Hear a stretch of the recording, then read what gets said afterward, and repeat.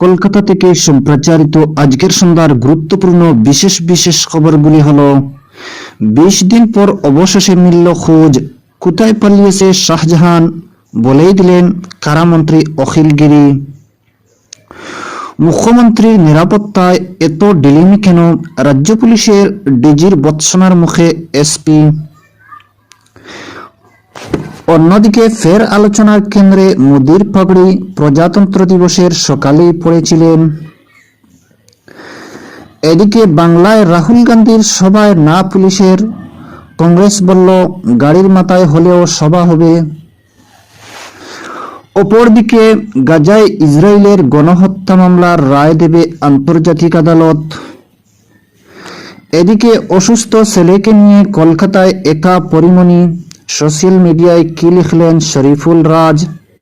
অন্যদিকে বিচারপতি গঙ্গোপাধ্যায়ের যুগপৎ সমালোচনায় কল্যাণ অরুণাভ রোজগার ছিল না বলে বিচারপতি হয়েছেন।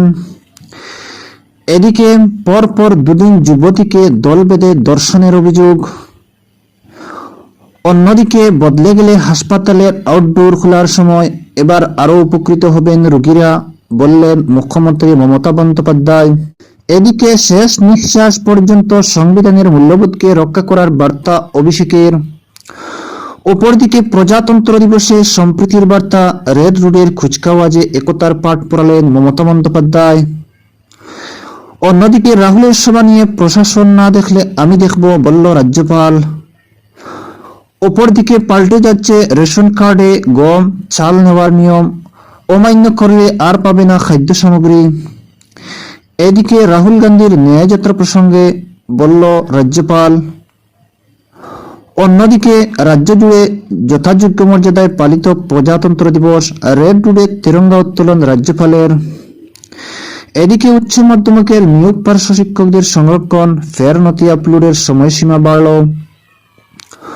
অন্যদিকে শুরু থেকেই সমস্ত ধরনের কৌশল ন্যায়যাত্রায় আক্রমণ করা হয়েছে, বলল অধীর রঞ্জন চৌধুরী।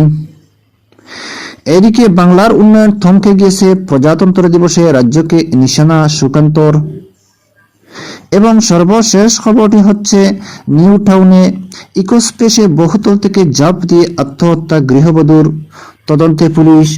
দর্শক বন্ধুরা, এতক্ষণ শুনলেন খবরের শিরোনাম, এবারে কয়েকটি খবরের বিস্তারিত আলোচনা শুনেন। ২০ দিন পর অবশেষে মিলল খোঁজ, কোথায় পালিয়েছে শাহজাহান, বলেই দিলেন কারামন্ত্রী অখিল গিরি। তৃণমূল নেতা শেখ শাহজাহান এখন তুলপাড় রাজ্যের রাজনীতি। চলতি মাসের শুরুতে রেশন দুর্নীতির তদন্তে শাসক দলের এই নেতার বাড়ি গিয়ে আক্রান্ত হয়েছিল ইডি। তারপর পেরিয়ে গেছে ২০ দিন, দুবার তার ডেরায় তল্লাশি চালিয়েছে ইডি, তবে এখনো খোঁজ মেলেনি শাহজাহানের। যেখানে পুলিশ ইডি কেউ এখনো সন্দেশখালীর বাদশার খবর দিতে অক্ষম নেই, পরিস্থিতি দাঁড়িয়ে নিমেষে তার হাদিস দিয়ে দিলেন রাজ্যের কারামন্ত্রী অখিল। কাল হলদিয়ার সরকারি কর্মসূচিতে যোগদান দিয়েছিলেন রাজ্যের মন্ত্রী অখিল গিরি। কর্মসূচি শেষে সংবাদ মাধ্যমে মুখোমুখি হয়ে অখিল গিরি বলেন, শেখ শাহজাহান রাজ্যের বাইরে আছেন চিকিৎসার জন্য।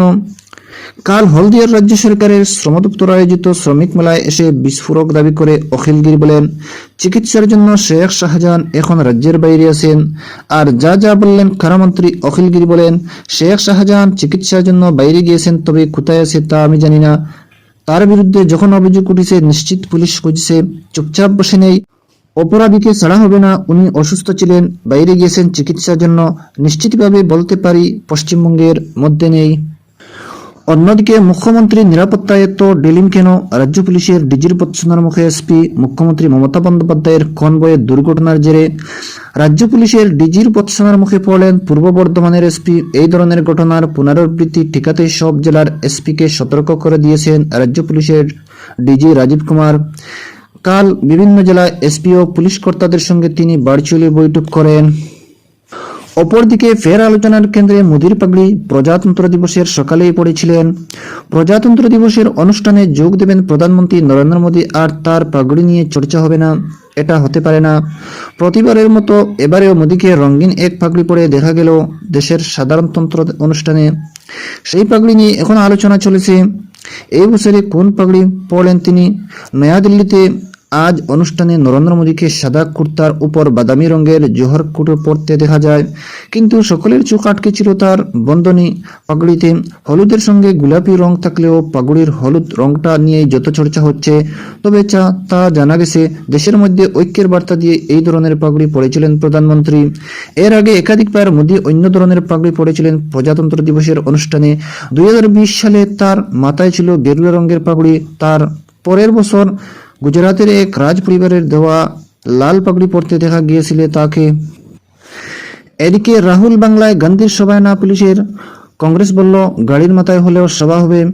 এদিকে জোটের জোট মেটানোর চেষ্টা, অন্যদিকে বাংলায় রাহুল গান্ধীর সভায় পুলিশের বিরুদ্ধে অনুমতি না দেওয়ার অভিযোগ। লোকসভা নির্বাচনের আগে ফের ময়দানে নেমেছেন কংগ্রেস সাংসদ। দেশের এক প্রান্ত থেকে অন্য প্রান্তে ভারত জুড়ে ন্যায় যাত্রা করেছেন, আর সেই যাত্রা নিয়ে কাল বাংলায় প্রবেশ করেছেন রাহুল। এদিকে গাজায় ইসরায়েলের গণহত্যা মামলার রায় দেবে আন্তর্জাতিক আদালত। রাষ্ট্রসংঘের শীর্ষ আদালত গাজায় গণহত্যার অভিযোগে ইসরায়েলের বিরুদ্ধে আজ প্রাথমিক রায় ঘোষণার সিদ্ধান্ত নিয়েছে।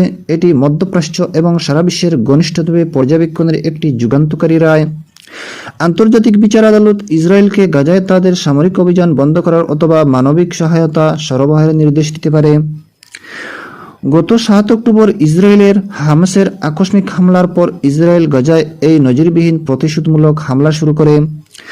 ইসরায়েল আসলে গাজায় গণহত্যা করেছে কিনা সে বিষয়ে আদালত অবশ্য রায় দেবে না।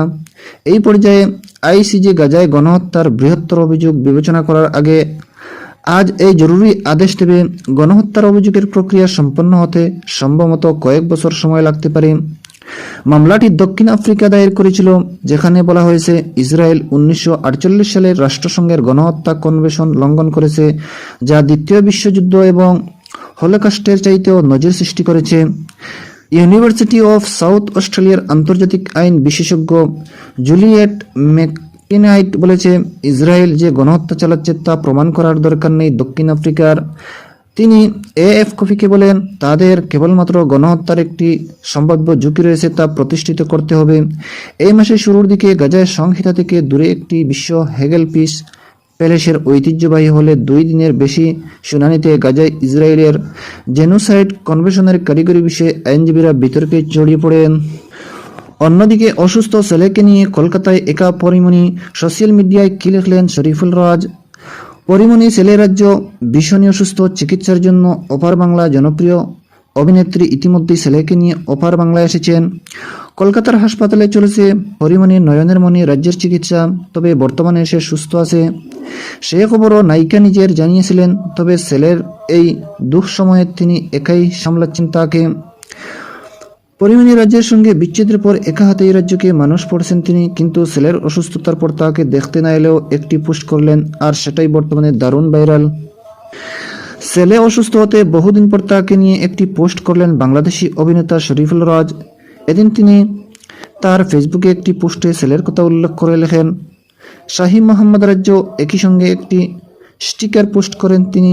পরিমণির সঙ্গে বিবাহ বিচ্ছেদ হওয়ার পর এই প্রথমবার ছেলেকে নিয়ে কিছু বললেন শরীফুল, তবে তিনি সেই পোস্ট ডিলিট করে দিয়েছেন। অন্যদিকে বিচারপতি গঙ্গোপাধ্যায়ের যুগপৎ সমালোচনায় কল্যাণ অরুণাভ রোজগার ছিল না বলে বিচারপতি হয়েছেন। কাল কলকাতা হাইকোর্টে বেঞ্চের ঘটনা ঘটে গিয়েছে। একে তো ডিভিশন বেঞ্চের বিচারপতি সৌমেন সেনকে ইজলাসে বসে সমালোচনা করেছেন বিচারপতি গঙ্গোপাধ্যায়। সেই সঙ্গে বিচারপতি সেনের বিবিধ নির্দেশের নেপথ্যে রাজনৈতিক উদ্দেশ্য নিয়ে প্রশ্ন তুলেছেন তিনি। এদিন আবার তার ইজলাসে অ্যাডভোকেট জেনারেল কিশোর দত্তর সঙ্গেও তার বাদানুবাদ হয়েছে। অন্যদিকে পরপর 2 দিন যুবতীকে দল বেঁধে ধর্ষণের অভিযোগ। পরপর 2 দিন এক যুবতীকে দল বেঁধে ধর্ষণের অভিযোগ শিলিগুড়িতে। ঘটনায় গ্রেপ্তার করা হয়েছে 3 জনকে, ধৃতরালা সঞ্জয় রায়, গোপাল রায় ও দুর্লভ রায়। যুবতীর বাবার আশিঙ্গরফাড়িতে দায়ের করা লিখিত অভিযোগের ভিত্তিতে ধৃতদের জলপাইগুড়ি আদালতে তুলে জিজ্ঞাসাবাদের প্রয়োজনে 5 দিনের পুলিশি হেফাজতেও নেওয়া হয়েছে। অন্যদিকে বদলে গেলে হাসপাতালের আউটডোর খোলার সময় এবার আরও উপকৃত হবেন রোগীরা। শরীর থাকলে রোগ হবে, আর রোগ হলে চিকিৎসা করাতে হয়। তবে চিকিৎসা করানোর ক্ষেত্রে আমাদের পশ্চিমবঙ্গের মতো রাজ্যের বড় সংখ্যার মানুষদের হাসপাতালের উপর নির্ভর থাকতে হয়, কেননা সবার কাছেই সেই পরিমাণ অর্থ নেই যে প্রাইভেট কোনো চিকিৎসালয়ে চিকিৎসা করাবেন। সেই কারণে বহু মানুষ প্রতিদিন হাসপাতাল এবং হাসপাতালের আউটডোর পরিষেবার উপর নির্ভর থাকেন। প্রতিদিন দূর দূরান্ত থেকে বিশেষ করে গ্রাম্য এলাকার মানুষদের হাসপাতালের আউটডোর ভিড় জমাতে দেখা যায়। এমনিতেই এতদিন সকাল 10টার সময় আউটডোর খুলতো। সকাল 10টার সময় আউটডোর খোলার পরিপ্রেক্ষিতে এই দীর্ঘ সময় রোগীদের অপেক্ষা করতে হতো। এমন পরিস্থিতিতে রাজ্যের বাসিন্দাদের আরও ভালো স্বাস্থ্য পরিষেবা দেওয়ার জন্য আউটডোর খোলার সময়ে পরিবর্তন আনল রাজ্য স্বাস্থ্য দপ্তর। এদিকে প্রজাতন্ত্র দিবসে সম্প্রীতির বার্তা, রেড রোডের কুচকাওয়াজ, একতার পাঠ পড়লেন মমতা বন্দ্যোপাধ্যায়। প্রতি বছরের মতো এবারও বর্ণময় কলকাতার রেড রোডের প্রজাতন্ত্র দিবসের অনুষ্ঠান। আজ 75তম প্রজাতন্ত্র দিবসে সর্বধর্ম সমন্বয়ের বার্তা বাংলার।